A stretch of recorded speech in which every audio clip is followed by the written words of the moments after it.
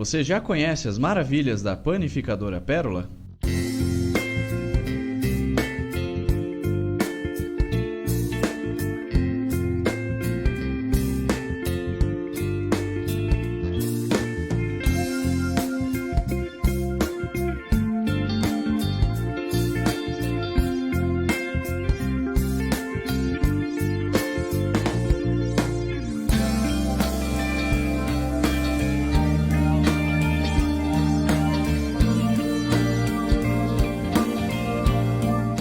Panificadora Pérola, o lugar mais gostoso do pedaço. Conheça os serviços da Souza Ramos Assessoria Contábil.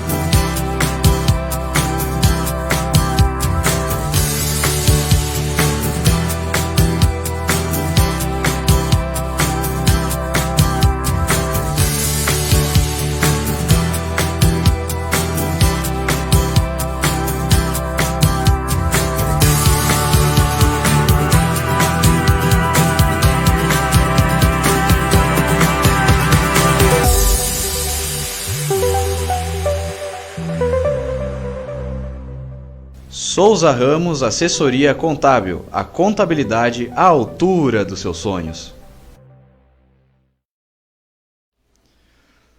Boa noite para você que está sintonizado em nosso portal no Facebook e em todas as ferramentas das redes sociais.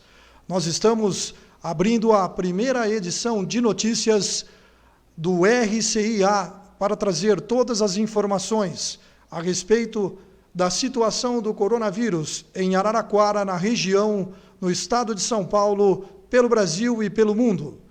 Uma vez que, como destaque, já iremos falar a respeito dos 2.201 casos confirmados de coronavírus e 46 mortes pelo Brasil.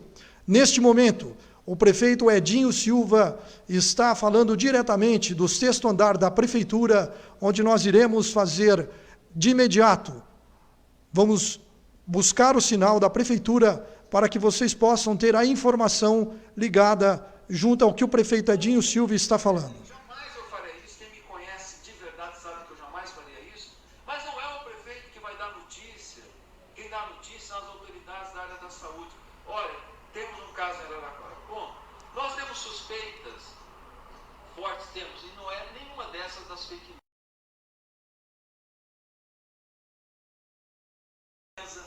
Deu influenza. Notificaram outro dia um senhor, nós estamos aguardando a confirmação ou não, mas tudo indica que o óbito que nós tivemos foi por infarto.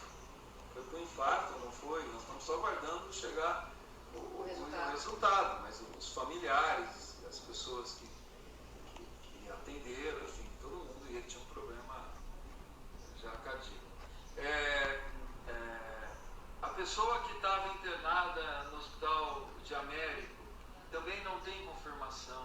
Enfim, quando tiver confirmação, e nós temos sim alguns diagnósticos que se aproximam muito do corona, é que nós achamos que tem uma possibilidade grande de confirmar. A hora que confirmar, será a secretária municipal de saúde, o comitê, tem um comitê de contingenciamento, a secretária e o comitê, eles vão fazer uma nota, eles vão reconhecer que tem um caso. Pronto.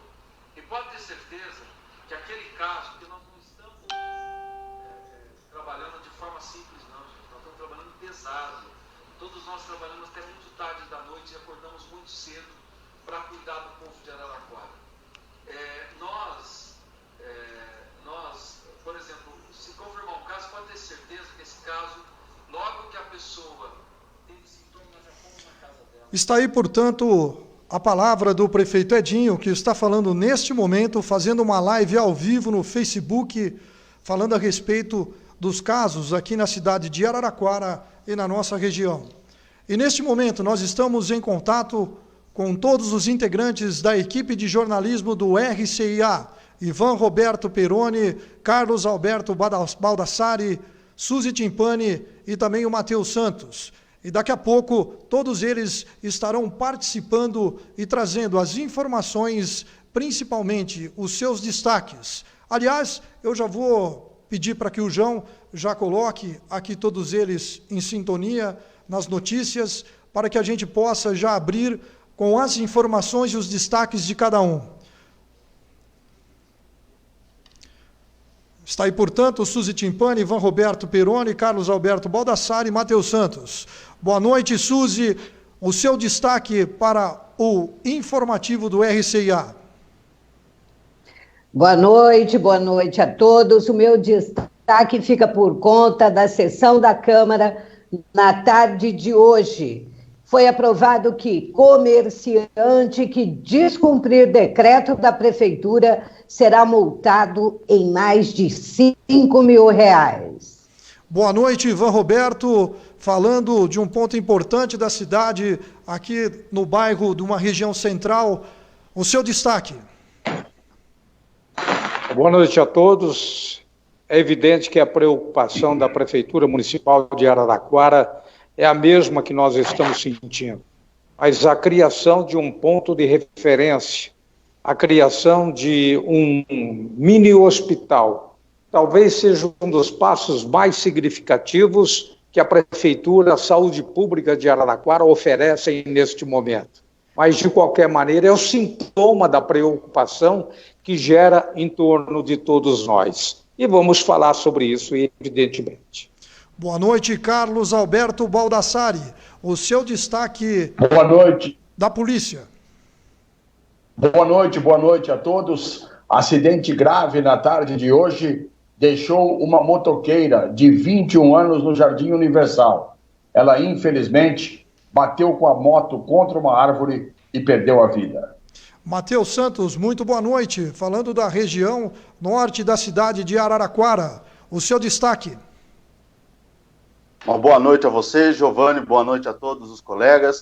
O meu destaque vai para a revisão por parte do presidente Jair Bolsonaro em cima da medida provisória 927, em que ele reviu o 18º artigo sobre a questão da suspensão por até 4 meses dos salários e a manutenção dos contratos de trabalho. Está aí, portanto, o giro dos destaques da nossa equipe. E eu já vou pedindo espaço para a Suzy Timpani, para que possa trazer as informações de Araraquara, principalmente a respeito do coronavírus. Vamos lá, Suzy. Vamos lá.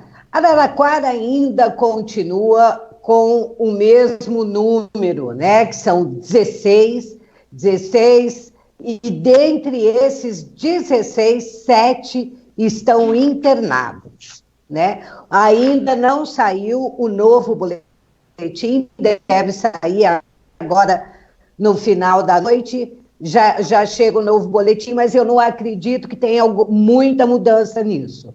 Até porque o prefeito está aí falando ao vivo a respeito disso, muita gente discutindo que devem estar escondendo casos. Não acredito, porque não tem como esconder um caso quando aparecer em Araraquara. Não tem jeito.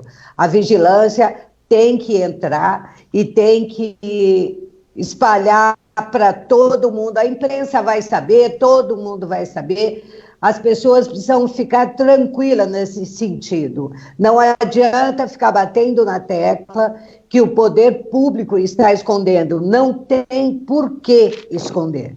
Agora, o que tem aparecido muito na cidade é influenza. A maioria dos testes que são feitos por aí estão dando influenza. Então, a gripe pegou.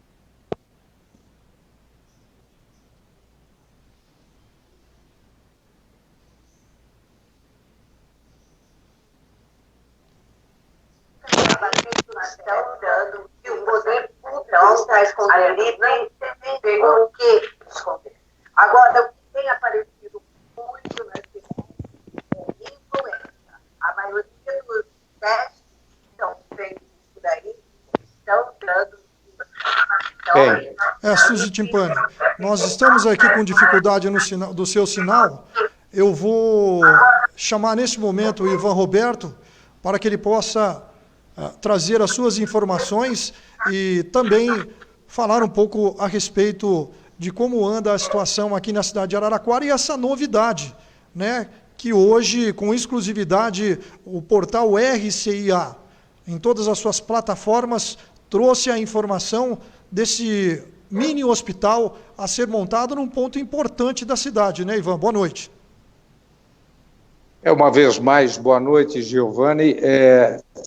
Nós entendemos que a situação ela chega a ser dramática. Se não é por um lado, é pelo menos por um outro, porque eu me encontro agora, neste momento, na minha casa, tá certo, no meu canto de leitura, mas eu devo confessar a vocês todos que a liberdade que eu tenho aqui não é a mesma liberdade que eu poderia ter estando nas ruas em busca da informação. Não há lugar nenhum melhor no mundo do que a gente sentir o cheiro da notícia e o prazer de trazer qualquer tipo de informação que seja, cada qual na sua área, o Baldassarri na polícia, o Matheus na economia, a Suzy sobre a política, ou então o Rafael Zocco na área esportiva. Mas, de qualquer maneira, esta é a circunstância que nós estamos vivendo neste exato instante e precisa, evidentemente, de muita calmaria, muita paciência, muita tranquilidade. O que nós temos de importante para dizer a vocês todos que nos seguem é que Araraquara viveu desde ontem praticamente aquele sintoma de uma cidade fantasma, de ruas desertas. Nós tivemos a oportunidade de efetuar, através do nosso portal, algumas publicações, alguns comentários, e há, naturalmente, essa questão de isolamento que é fundamental num momento tão significativo quanto esse. Acredito eu que até a China chegou um pouco tarde para poder fazer com que as pessoas entrassem num regime de quarentena. O Brasil, em função da própria distância, da sua maneira de raciocinar sobre o que poderia chegar e o tempo que o país teria para poder se acertar. Não tiveram os chineses, e o Matheus depois vai, inclusive, focar este assunto, eles não tiveram tempo suficiente, porque o coronavírus chegou quase que de repente. Nós aqui, nós temos um pouco mais de paciência, um pouco mais de tempo, de morosidade, para que pudéssemos acertar todos os esquemas. E se São Paulo hoje dá um exemplo de transformar o estádio municipal do Pacaembu num hospital campanha, ou então o próprio Anhembi, também num ponto de concentração e de recebimento de casos suspeitos, Araraquara também nós devemos reconhecer e enaltecer o papel da prefeitura, que foi de entender a periculosidade disso tudo, a insegurança que nós estamos vivendo, porque se fosse alguma coisa concreta, ainda poderíamos dar um desconto, mas é evidente que nós estamos brigando com alguma coisa invisível, que nós não sabemos de onde vem e por que vem. Então, a prefeitura, se hoje ela está entendendo que há necessidade de se montar um hospital campanha, num antigo prédio que já foi da Honda, uma loja destinada a acessórios e motos aqui em Araraquara, lá na Domingos Zanin, eu tenho o pressentimento que é um acerto por parte da prefeitura, porque nós não podemos dimensionar aquilo que vai acontecer. E hoje, então, quando nós recebemos esta informação, você, inclusive, Giovanni, teve a oportunidade de estar lá no local e verificar que o caminhão do DAI, o tanque, né, os caminhões-tanques, eles estavam a postos para poder fazer a limpeza de todo o piso. Hoje cedo também conversei com o empresário, que é um dos responsáveis pela transformação daquele espaço num mini hospital. Então, tudo isso se soma à precaução que a prefeitura está tendo. Mas depois nós vamos conversar um pouco mais sobre isso, porque essa questão de, poderíamos dizer, de insensatez ou de demora da prefeitura, tudo isso acabou caindo no Ministério Público em Araraquara. exatamente há 6 dias, quando se pensava que a prefeitura não estivesse fazendo alguma coisa que pudesse refletir em um resultado positivo. Mas hoje nós estamos vendo que a prefeitura, também não sabemos se é por conta disso, mas de qualquer maneira ela está se precavendo, está se cuidando e está cuidando da saúde pública em nossa cidade. Então, este gesto da prefeitura nós temos que enaltecer. Só que, irmão, nós vamos brigar com alguma coisa invisível.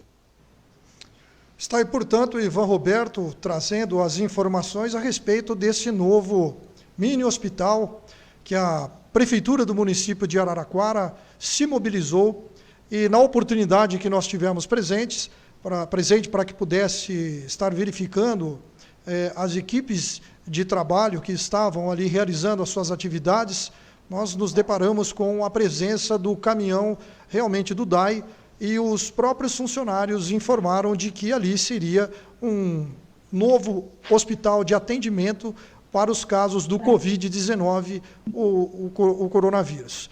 Bom, neste momento, são exatamente 19 horas e 21 minutos, nós estamos ao vivo pelo Facebook, trazendo todas as informações dos casos de coronavírus aqui por Araraquara, pela região, pelo estado de São Paulo, pelo Brasil e pelo mundo. E, neste momento, eu vou abrir espaço para o nosso repórter Carlos Alberto Baldassari, para trazer as informações dos casos de coronavírus pela região. O Baldassari, que tem acompanhado, tem se mobilizado também pelas ruas da cidade. Amanhã nós vamos exibir os vídeos, principalmente de como estão as ruas da cidade de Araraquara e a movimentação. Ô Balda, mais uma vez, boa noite. Você hoje andou bastante, teve a oportunidade de estar em bairros diferentes. Como é que estava a movimentação pela cidade, Balda? E depois você pode completar com as informações dos casos pela região de Araraquara. Boa noite, Balda. Vamos lá, então. Boa noite mais uma vez a você, a todos que estão aí acompanhando, a toda a nossa equipe. Pois é, hoje pela manhã, né, vida de repórter é assim, não só eu, como todos vocês que fazem parte, né? A gente tem que ir a campo para buscar a notícia. Corremos o risco, sim, mas temos que informar a população, isso faz parte do nosso trabalho. Hoje pela manhã, eu andei por algumas ruas da cidade, alguns bairros. Primeiramente, eu andei pela Via Expressa, totalmente parado, pouquíssimo movimento. Passei em frente a um supermercado que fica na Via Expressa, percebi um movimento bem reduzido, embora existiam ali bastante veículos, e cheguei até o terminal de integração. Ali, conversando com os funcionários, o movimento hoje caiu cerca de 80% da população que costuma usufruir do transporte urbano da cidade. Realmente muito fraco, dos dois lados, tanto ali na Avenida São Paulo como na Avenida Portugal. As lojas ali que fazem aquela ligação, né? Aquela galeria que existe ali, praticamente não havia ninguém, apenas uma lanchonete aberta, também ninguém no interior da lanchonete. E aí eu fiquei ali e presenciei a chegada de alguns ônibus de vários bairros da cidade. E todos, inclusive, praticamente vazios. 3, 4, 1 passageiro em cada ônibus que chegava ali.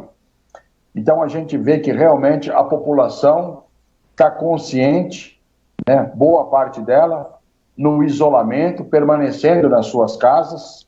Depois eu subi pela rua 9 de Julho, inclusive no interior de um desses ônibus, realmente vazio. A Praça de Santa Cruz era um deserto. O bairro da Fonte Luminosa, ali a Bento de Abreu, vazia, 36 vazia. Passei pelo shopping Jaraguá, tudo fechado. Ali em frente à Van, a Avenida Padre Francisco Culturato, ali onde já vira, né, praticamente quase que a rodovia Heitor Pinheiro, pouquíssimo movimento. Passei pelo Lupo, passei pelo Vale do Sol, pelo Santa Angelina, voltei para o centro da cidade e a visão era a mesma a todo momento. Pouquíssimas pessoas, pouquíssimos veículos circulando pelas ruas da cidade hoje.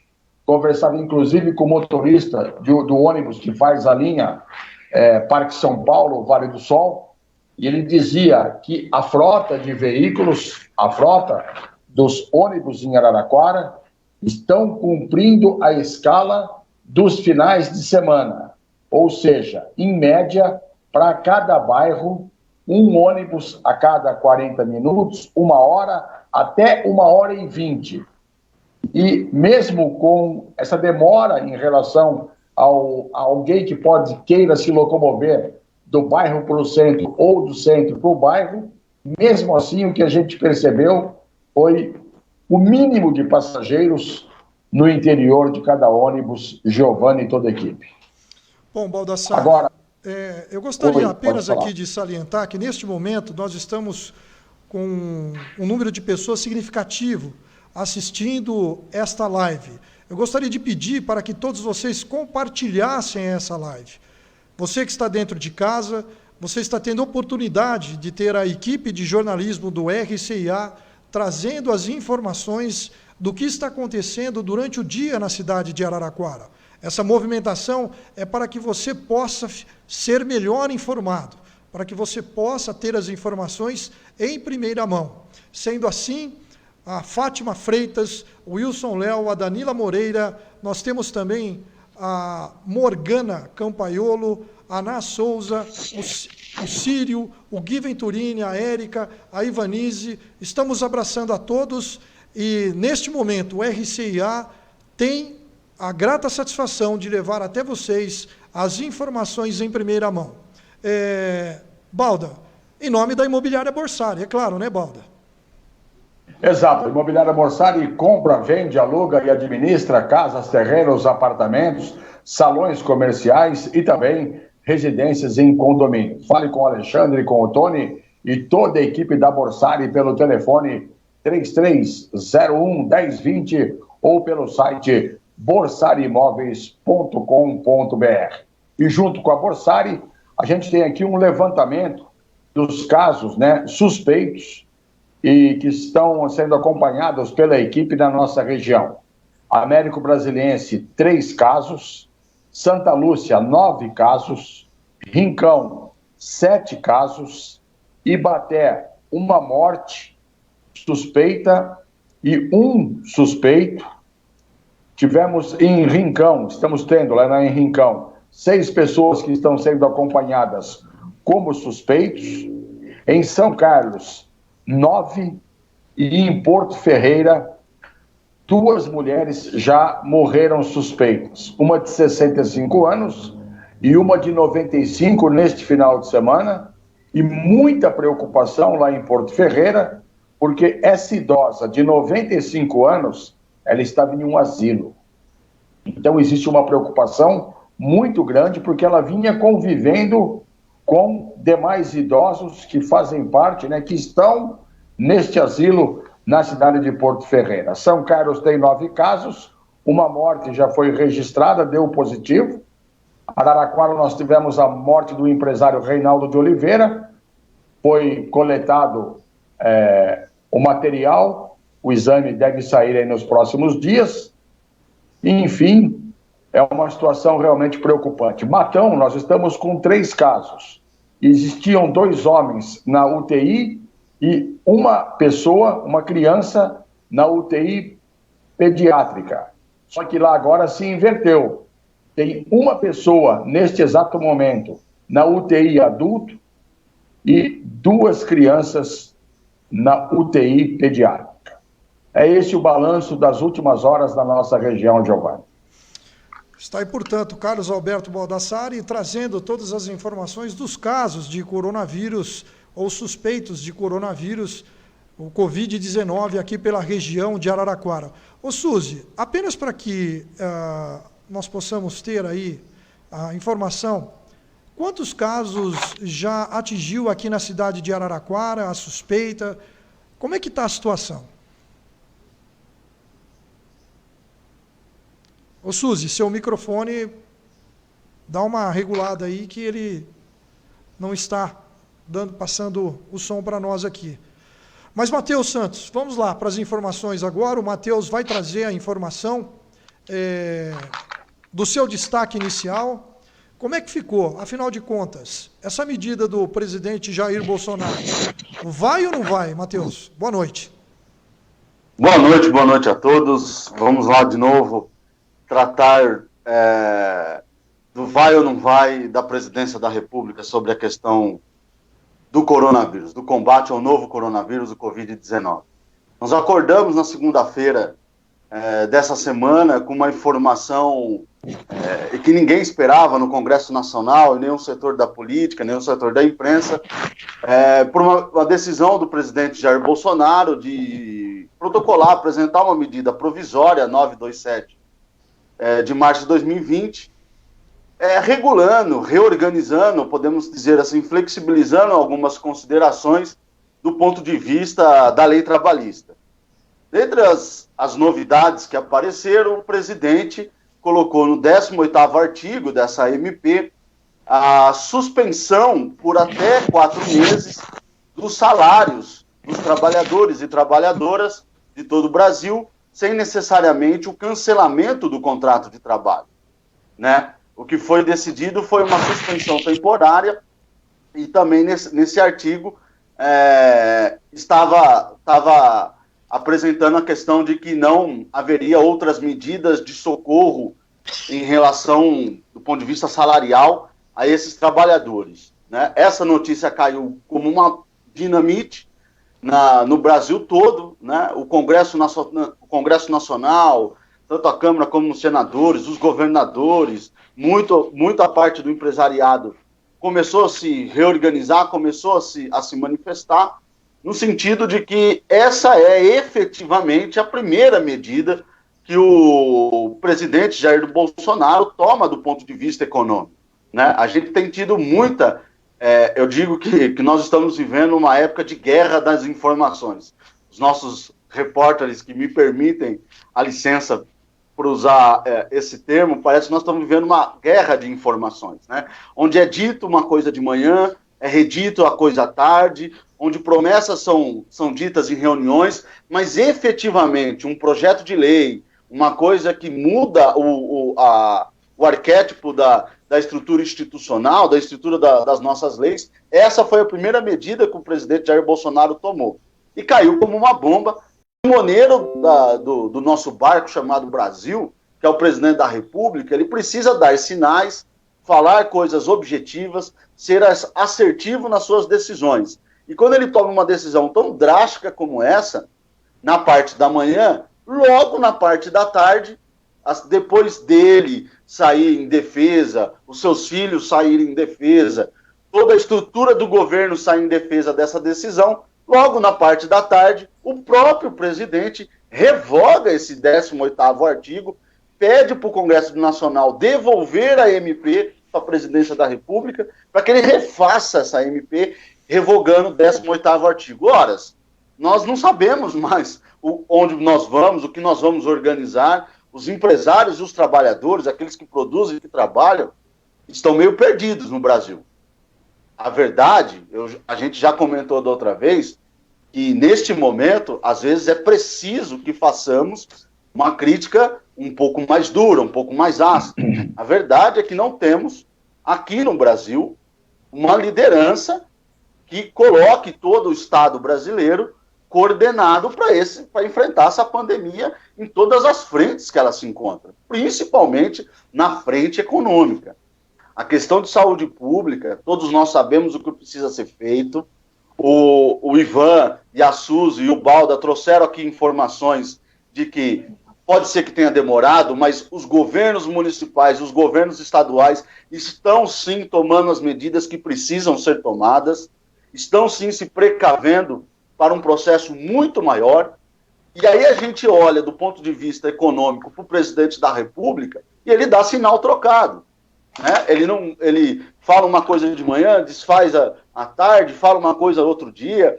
Nós podemos destacar também do fato de que ontem ele disse, na segunda-feira, ou final domingo, ele disse que os governadores seriam os grandes responsáveis por essa desorganização. E na tarde de hoje, na tarde de ontem, reunido com os mesmos governadores, ele também anuncia um pacote de mais de 80 bilhões de reais, anuncia, né? Vamos tomar cuidado com a contra-informação. Vamos tratar desse assunto quando ele se tornar efetivo, a hora que ele apresentar o programa e tal. Então, mas ele anuncia um pacote para atender a demanda desses governadores.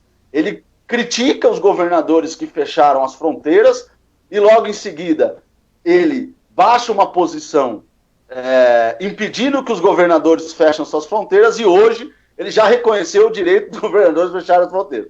Então, assim, o que nós estamos vendo é uma tremenda confusão da parte da presidência da República, em especial o presidente da República. Por que em especial o presidente da República? Nós não podemos abrir mão do bom trabalho que o ministro Mandetta está fazendo na saúde.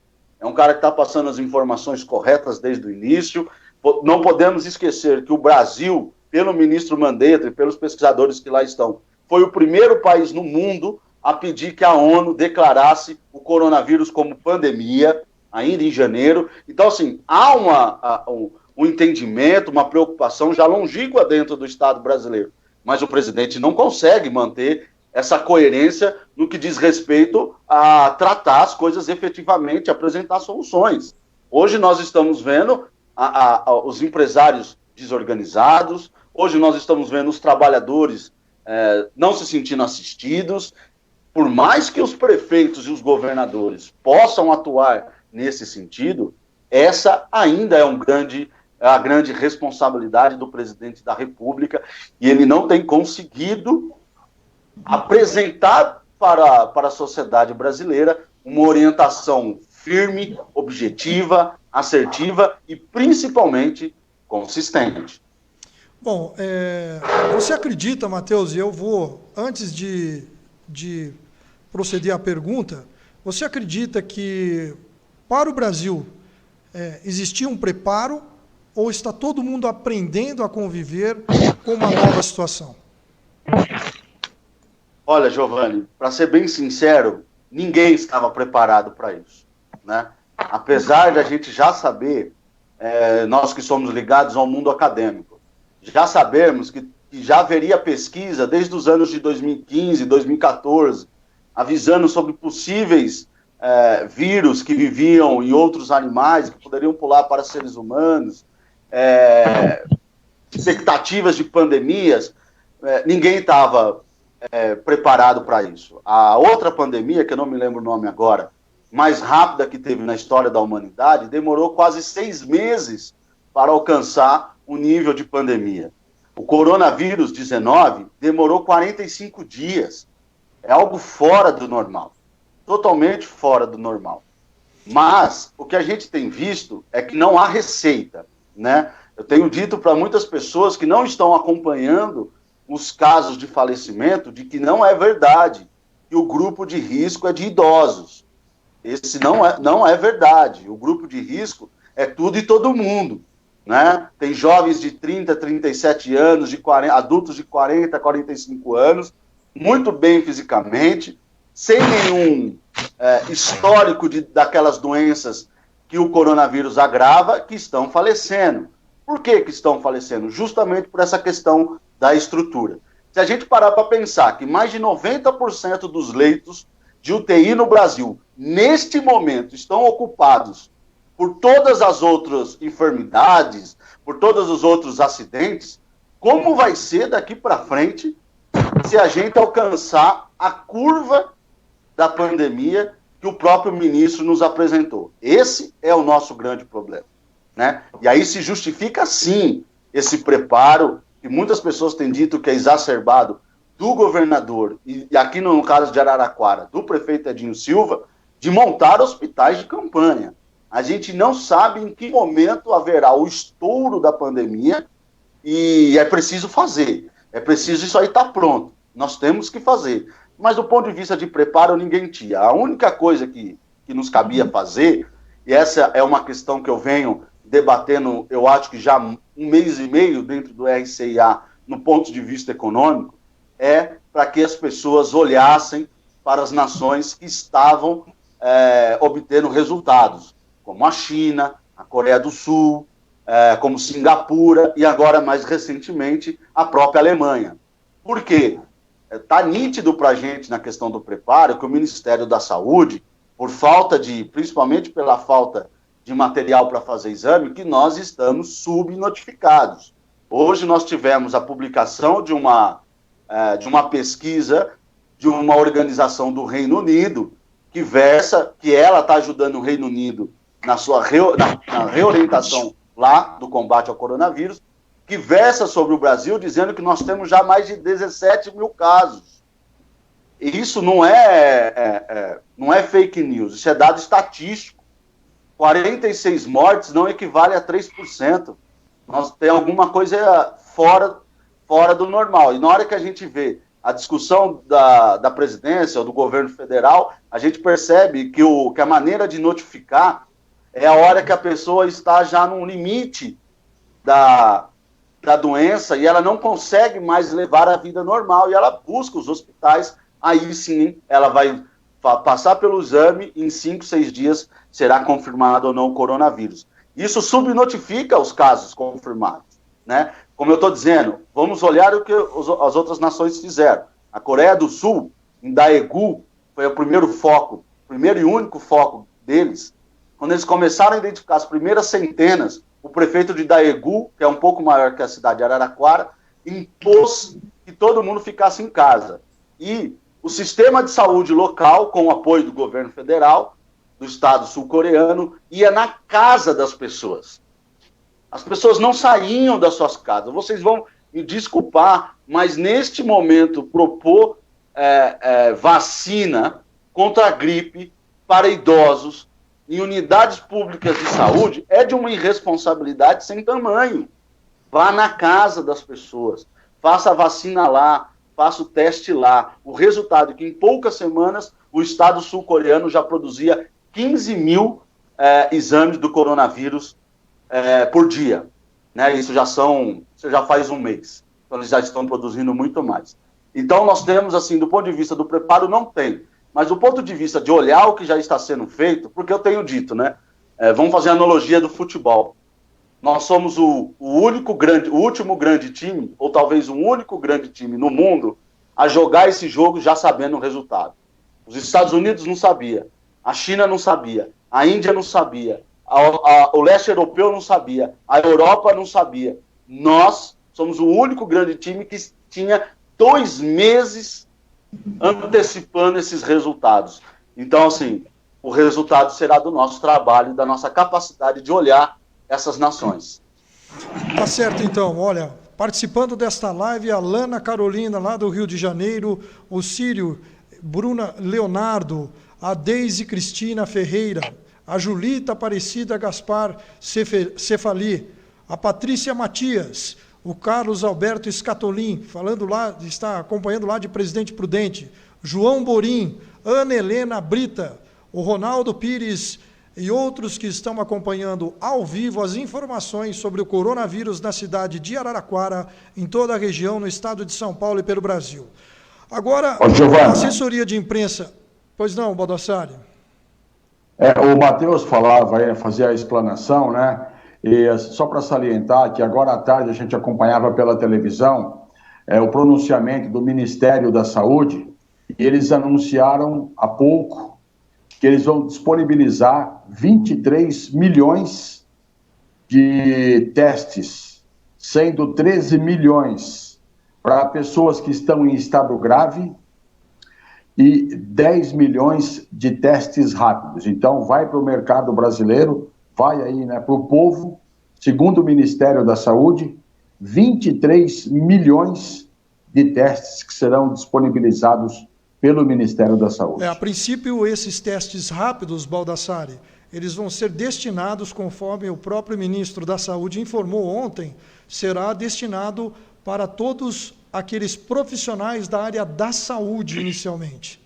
Para se ter uma ideia, a compra de EPIs ontem na cidade de Araraquara esgotou todos os equipamentos de proteção individual.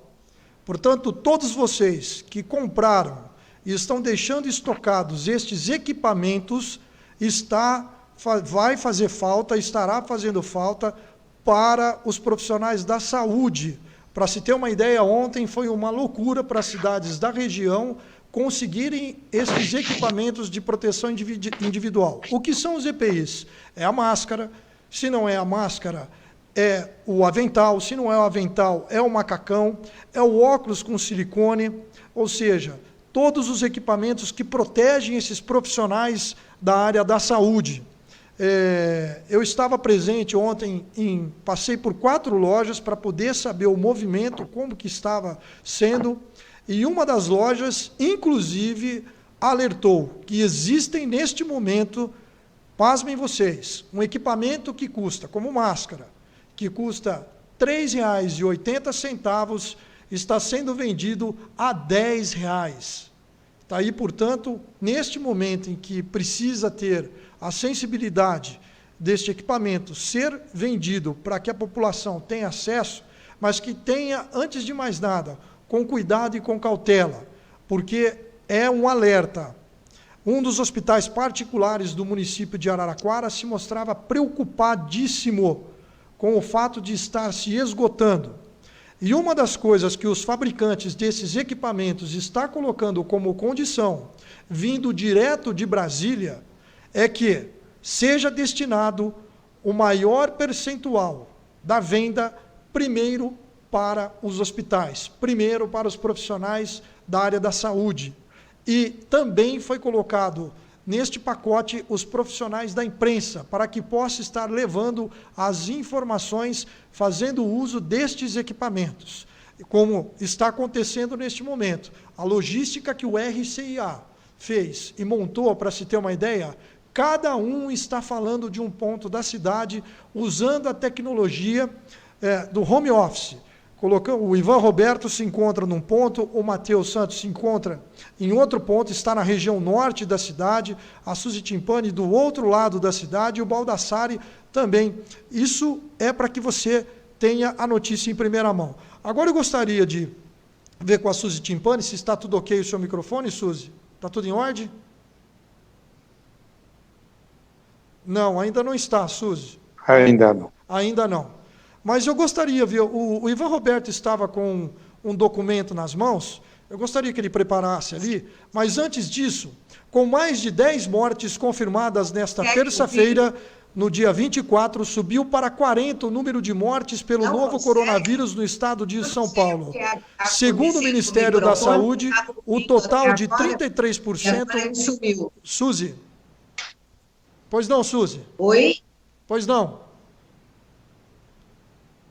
Oi. Tá ok, Suzy. Vamos completar a informação aqui, retomando novamente. Com mais de 10 mortes confirmadas nesta terça-feira, subiu para 40 o número de mortes pelo novo coronavírus no estado de São Paulo. Segundo o Ministério da Saúde, o total é 33% maior que o do último balanço. São 810 casos confirmados. 8,5% a mais do que no dia anterior. Dos 10 óbitos confirmados desde segunda-feira, dia 23, 6 são homens. A idade, 71, 75, 79, 80, 89 e 93 anos. E 4 são mulheres. Uma de 48, uma de 65, uma de 84 e outra de 85. Pela primeira vez, foram registradas mortes fora da capital paulista, em cidades da Grande São Paulo. A mulher de 48 anos tinha comorbidades, problemas de saúde prévios, e era de Vargem Grande Paulista. As outras cidades da Grande São Paulo, com registro de óbitos, foram Guarulhos, uma mulher de 85 anos, Taboão da Serra, mulher de 84 anos, e Osasco, um homem de 79 anos. Pessoas com comorbidades e idosos que estão no grupo de risco do Covid-19. Agora, vale a pena lembrar que as pessoas com diabetes, com doenças cancerígenas, principalmente problemas respiratórios, com doenças respiratórias e com diabetes, entra nesse grupo de comorbidades. Por isso, as empresas estão adotando a medida que sejam essas pessoas primeiramente afastadas dos seus cargos, para que não possam ficar expostas, principalmente essas empresas que estão aí atendendo para os bens de consumo. Já houve a prevenção nesse sentido. Mas Eu gostaria de conversar com o Ivan Roberto e saber esse documento que ele encontra-se na mão. O que se trata esse documento, Ivan? Bem, Giovanni, 6 dias atrás, um empresário aqui em Araraquara, ele acabou entrando com uma representação no Ministério Público, pois demonstrava uma profunda preocupação em relação aos cuidados que o município de Araraquara estaria disponibilizando no caso do avanço desta pandemia. Ocorre que, do próprio documento que originou essa representação, o Matheus ele acabou citando umas questões importantes relacionadas, evidentemente, aos meios disponíveis por parte do governo brasileiro e também por parte do governo do Estado de São Paulo, face às acomodações ou instalações que poderiam acolher esses casos suspeitos inicialmente, para que eles pudessem posteriormente serem removidos para um local com alta complexidade, para que pudessem ser atendidos. No caso de Araraquara, e o que eu estou falando, estou retirando neste momento desta representação, é que a Santa Casa de Araraquara ela tem em disponibilidade 24 leitos de UTI adulta pelo SUS.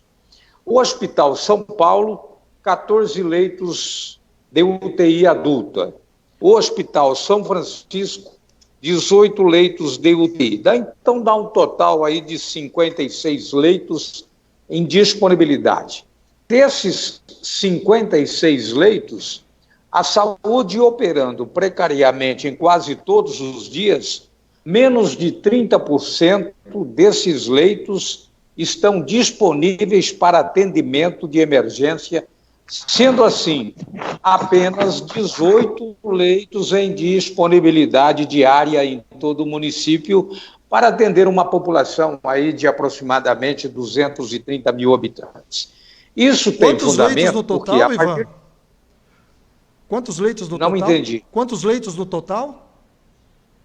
Em disponibilidade, 18 leitos em disponibilidade diária em todo o município, é o que consta desse relatório apresentado e que originou a representação no Ministério Público. Bom, isso tudo para atender, repetindo, uma população de 230 mil habitantes. Mas, na verdade, o que nos preocupa é que, talvez, em função dessa situação, da precariedade de disposição de leitos, o prefeito Edinho Silva e a prefeitura do município de Araraquara estariam, neste momento, se realmente acontecer a confirmação da implantação desse mini hospital, essa preocupação ela está pautada ou está calcada justamente em levar para este local as pessoas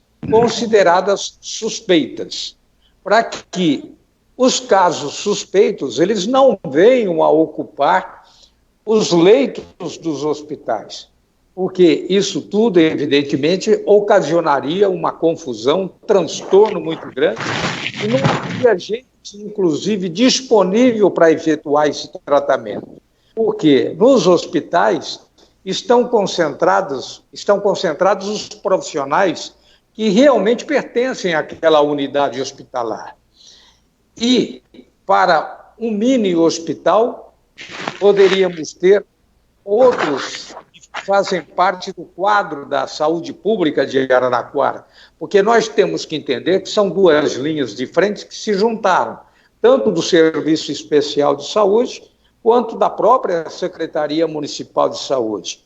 Então, a estratégia, ao meu ver, que eles estão utilizando, é plenamente confortável para que possa se dar segurança, principalmente aos casos suspeitos. A partir daí, a responsabilidade, em se confirmando resultados positivos, essas pessoas seriam, evidentemente, transferidas para um local onde uma outra complexidade, alta complexidade, poderia dar assistência. Mas, finalizando essa questão da representação e da interferência do Ministério Público em querer saber do município quais são as providências que estão sendo tomadas, tanto é que o Ministério Público, em documento que foi distribuído neste final de semana, assinado por Mário Sugiyama Júnior, sexto promotor de justiça de Araraquara, esse documento ele acaba instaurando um procedimento administrativo de acompanhamento do controle e prevenção de proliferação do coronavírus no âmbito do Sistema Único de Saúde SUS, sob o comando da Secretaria da Saúde do Estado de São Paulo e da Secretaria de Saúde do município de Araraquara. Então, praticamente, ele chama todos para essa responsabilidade que deve ser assumida. E ele determina, o Ministério Público, então, determina, inicialmente, as seguintes providências. Oficie-se ao DRS-3, enviando cópia desta portaria e requisitando informações atualizadas acerca das providências adotadas para a detecção do vírus, bem como o acompanhamento da sua manifestação e controle da transmissão nas unidades da rede estadual de saúde, segundo as orientações da Anvisa. E há um aspecto interessante também, que ele diz neste documento: oficie-se à Secretaria Municipal da Saúde de Araraquara, enviando cópia desta portaria e requisitando informações atualizadas acerca das providências e protocolos adotados para a detecção do vírus, bem como o acompanhamento da sua manifestação e controle da transmissão nas unidades da Rede Municipal de Saúde, segundo as orientações da Anvisa.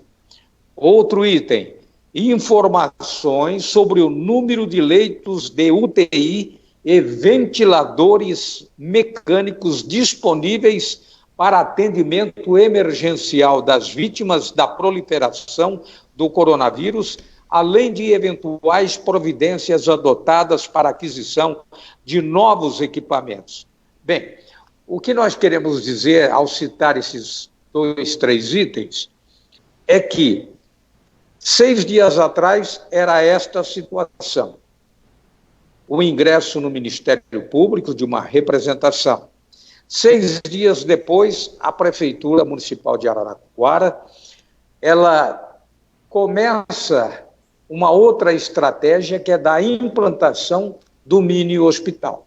Então, nós ficamos, embora o prefeito Edinho Silva tenha dito que os números oficiais serão sempre apresentados através de boletins, através das manifestações do SESA e da Secretaria Municipal de Saúde, ainda que todas essas informações saiam de lá, essa pressa agora que está se seguindo, nós não sabemos se é pela pressão do Ministério Público de Araraquara ou se está ocasionando, Matheus,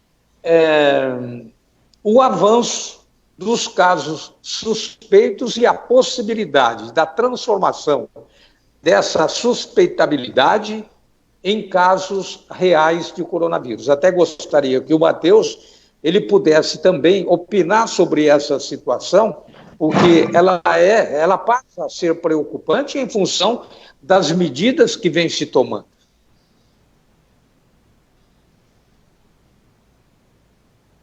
Matheus, pode opinar. Oi.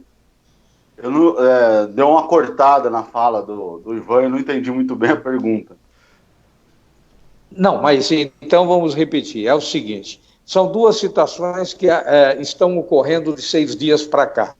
Uma, que é o ingresso de documentação no Ministério Público para uma representação, depois a manifestação do Ministério Público fazendo um questionamento sobre a Prefeitura, o que a Prefeitura vem fazendo, o que é plenamente natural e justificável, porque a população precisa saber do que está ocorrendo.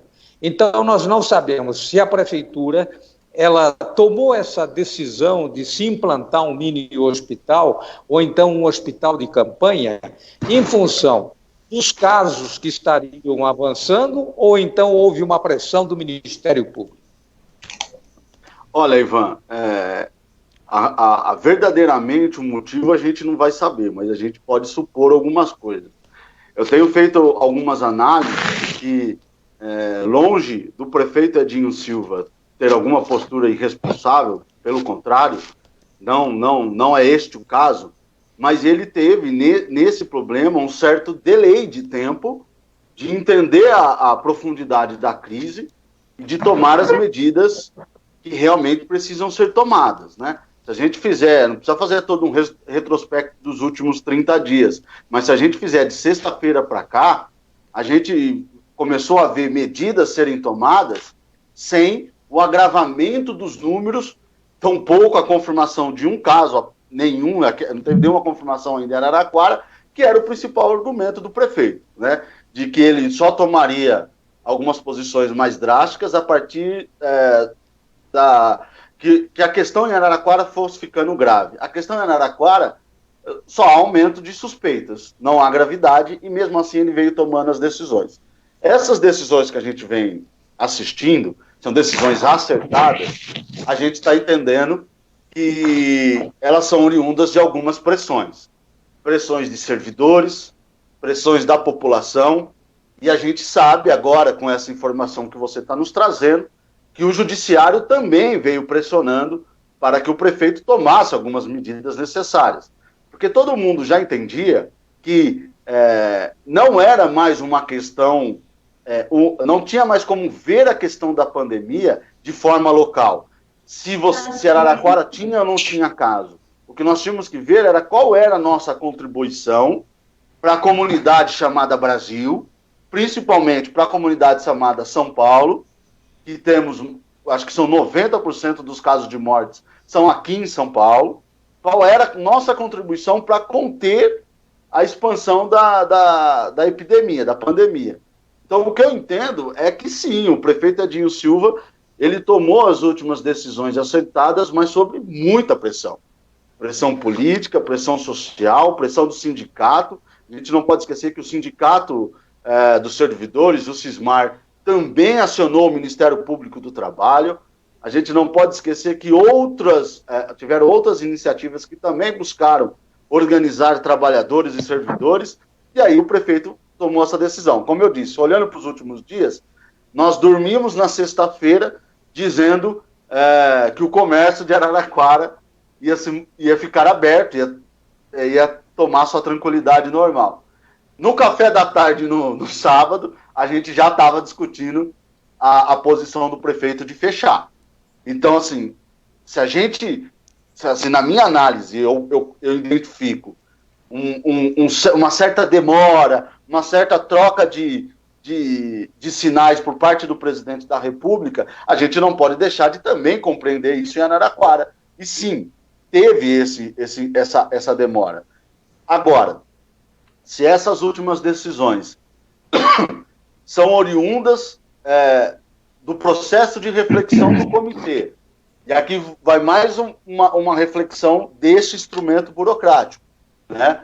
Eu não vi nenhuma cidade do porte de Araraquara, nem aqui no Brasil e nem no mundo, que criou um comitê com 30 pessoas, né? Se você coloca 30 especialistas para falar, 30 lideranças, eu não sei quem compõe, todos que compõem esse comitê, mas se coloca 30 pessoas para falar, e cada um fale 20 minutos, nós estamos falando de 600 minutos, nós estamos falando de 10 horas, cada reunião, né? E todas essas decisões importantes, o Edinho sempre anuncia antes, no seu Facebook, por algum outro instrumento, para depois ser confirmado pelo comitê. Então, assim, fica sempre essa dúvida de saber qual é realmente o espaço de tomada de decisões da Prefeitura de Araraquara sobre essa questão. Essa dúvida paira, né? Alguns degraus são colocados pelo prefeito, que não são alcançados, medidas que seriam mais assertivas só de acordo com a gravidade já estão sendo tomadas sem haver a gravidade, ele antevém a decisão do comitê, ele diz na sexta-feira uma coisa, 10, 15 horas depois ele modifica essa decisão.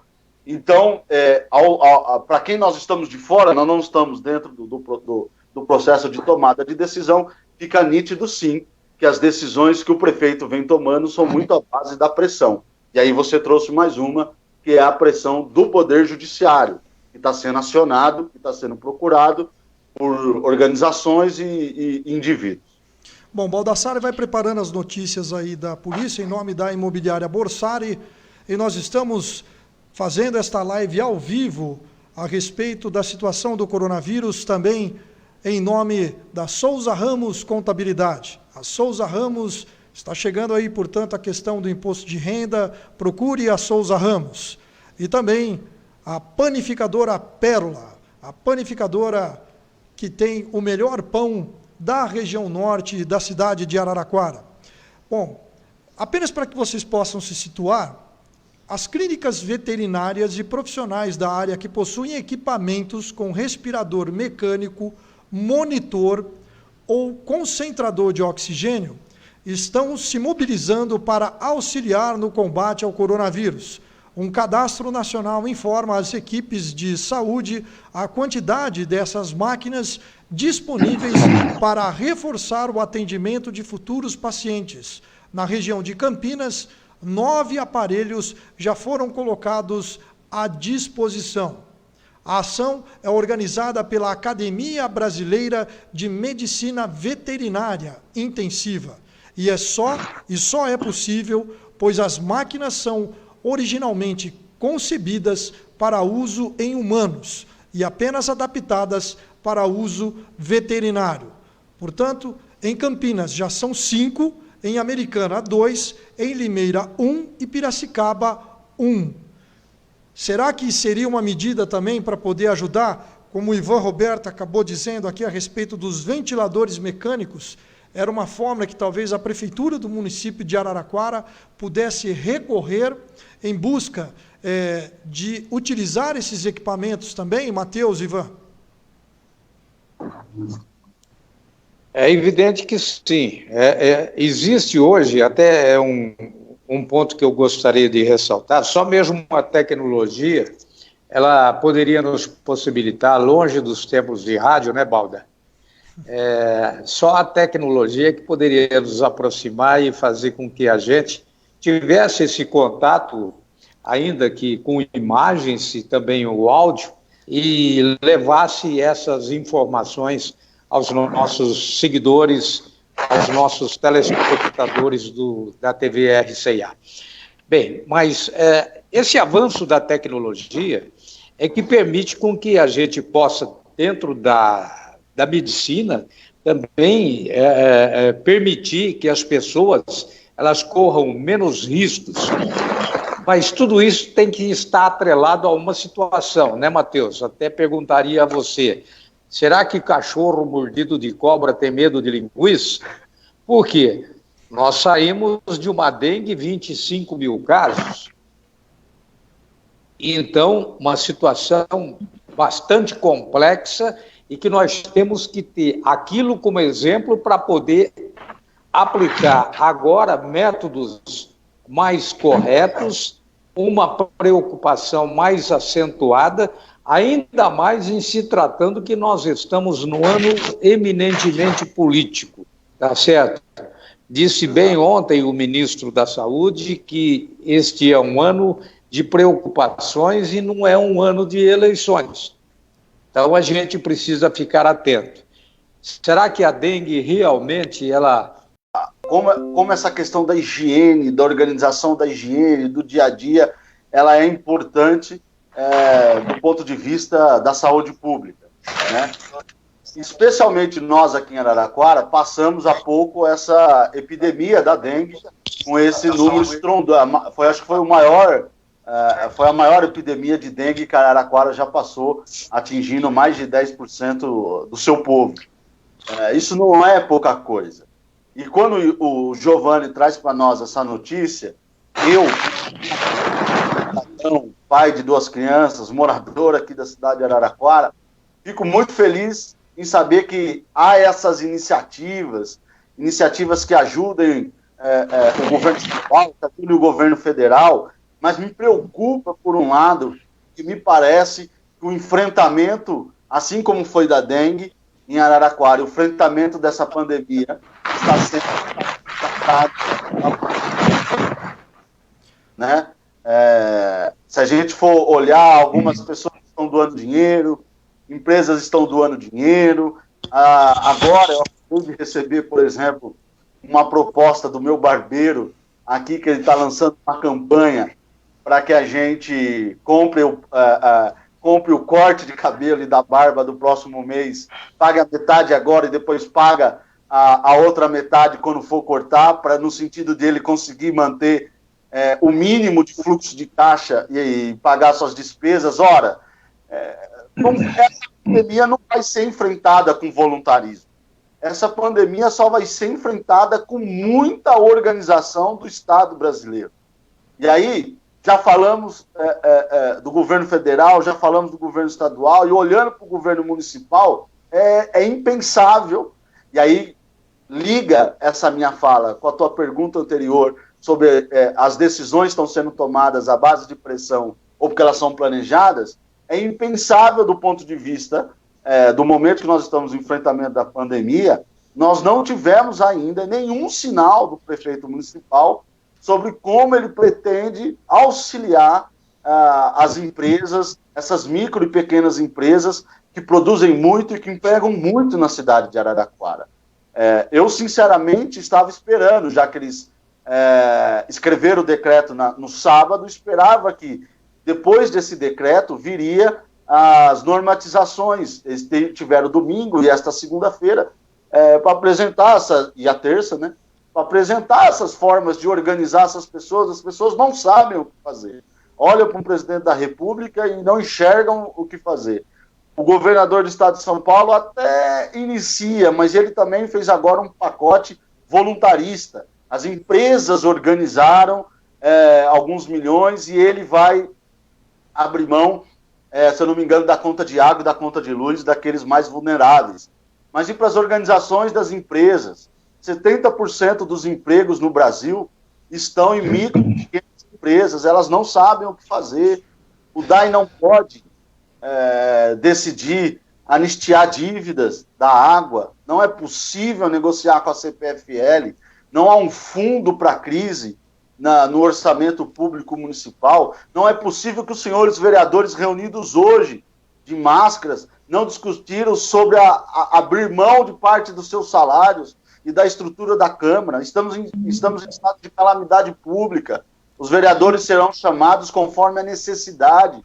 Nós aumentamos o poder político e institucional do prefeito com esse decreto. Parece que os vereadores não sabem disso. Me desculpem pela dureza da crítica, mas é preciso ser dito. Nós precisamos, nesse momento, apresentar um programa, ou pelo menos ideias, que acalmem, no primeiro passo, que acalmem os ânimos dos micros e pequenos empresários. O voluntarismo, que foi isso, é isso que a gente está vendo pelo Brasil, ele não vai enfrentar a pandemia. O que vai enfrentar essa pandemia é uma organização profunda do Estado brasileiro. Não dá, por exemplo, o governo federal anunciar, ainda nós não vimos efetivamente como isso vai se dar, 38 bilhões de reais para os estados e para as prefeituras de capitais. Enquanto o Banco Central já fez processo de liquidez para os bancos em torno de 1,2 trilhões de reais. É muita coisa. A diferença é gigantesca. Não se tem vida dentro do sistema financeiro, se tem vida na economia real. As pessoas precisam trabalhar, as pessoas precisam comer. Não dá para imaginar que uma bolsa de R$200, que ainda não foi instituída, não é verdade, é também outra fake news que o governo federal já está colhendo o cadastro, já tem um cadastro circulando de fake news, não é verdade. Né? O governo federal, por exemplo, anunciou que iria suspender a cobrança dos financiamentos habitacionais. Eu hoje passei o dia inteiro, porque sou morador, sou proprietário de um apartamento, não vou dizer o nome da empresa, daqueles modelos dentro do programa Minha Casa Minha Vida, do governo federal. Passei o dia inteiro, falei em 2 telefones 0800, me passaram por um terceiro, o terceiro está fora do ar. Pediram para eu abaixar um aplicativo, abaixei o aplicativo, fiz o cadastro, demorei 1 hora para fazer o cadastro no aplicativo, com 29 anos. Imagine quem é um pouquinho mais, não tem mais essa mania. Depois de abaixar o aplicativo, não funcionou. Liguei de novo no telefone, no único que funcionou. Derrubaram a ligação. Então, assim, infelizmente, é preciso ser dito. As autoridades públicas, nesse momento, têm uma responsabilidade de serem assertivos. O presidente de El Salvador já anunciou o recolhimento de 20% do lucro líquido de grandes empresas, de grandes corporações, principalmente dos bancos. E hora que nós vamos tratar desse assunto. E não sou só eu falando. Vou trazer de novo a fala do Toninho Delisa quando a gente entrevistou ele no sábado. Ele cobrou a Febraban. Então, os empresários que produzem realmente, que estão produzindo economia real, estão cobrando. Cadê essas medidas? Nós estamos em um momento muito complicado. A gente já poderia ter destinado milhões, por exemplo, Ivan e Giovanni, para as universidades dedicarem os seus esforços para a produção desses instrumentos. Nós temos a Unicamp. A Unicamp é um grande centro, nós temos a USP, um grande centro de ciência, um dos maiores do mundo. Eles estão brigando entre nós, discutindo entre nós. Nós ainda estamos vendo, sim, eu vou dizer